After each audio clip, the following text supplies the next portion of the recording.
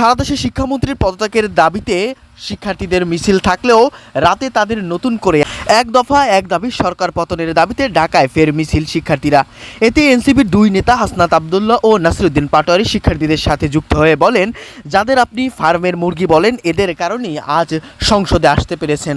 বাংলাদেশের পরিস্থিতি ও শিক্ষা ব্যবস্থা নিয়ে কঠোর সমালোচনা করেন এই এনসিপির দুই নেতা। এই দুই নেতা শিক্ষার্থীদের সাথে যুক্ত হয়ে জানিয়েছেন, শিক্ষার্থীদের অতি দ্রুতই তাদের এই দাবিগুলো মানতে হবে এবং শিক্ষার্থীদের সুষ্ঠু ব্যবস্থা নিতে হবে। আলোচনায় হাসনাত আব্দুল্লাহ শিক্ষামন্ত্রীকে উদ্দেশ্য করে বলেন, অতি দ্রুতই আপনার পদত্যাগ করা উচিত। শিক্ষার্থীরা যেহেতু দাবি জানিয়েছেন, সে দাবি পূরণ করাই আপনার কর্তব্য।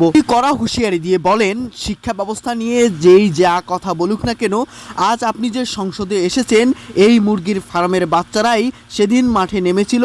24শে জুলাইয়ের গণ অভ্যুত্থান আন্দোলন পরিণত হয়েছিল, যার কারণেই ফ্যাসিস্ট হাসিনা দেশ থেকে পালাতে বাধ্য হয়। তার মাধ্যমেই আজ আপনি সংসদে এসেছেন। তার অন্যদিকে এনসিপির অন্যতম নেতা নাসিরুদ্দিন পাটোয়ারি ঢাকা ৮ আসনে বেশ আলোচনায় সমালোচনায় থাকলেও এবার তিনি ছাত্রদের সাথে সংযুক্ত হয়ে জানান, শিক্ষামন্ত্রীর অবশ্যই সুষ্ঠু পদক্ষেপ এবং ছাত্রদের দাবি মেনে নেওয়া তার কর্তব্য।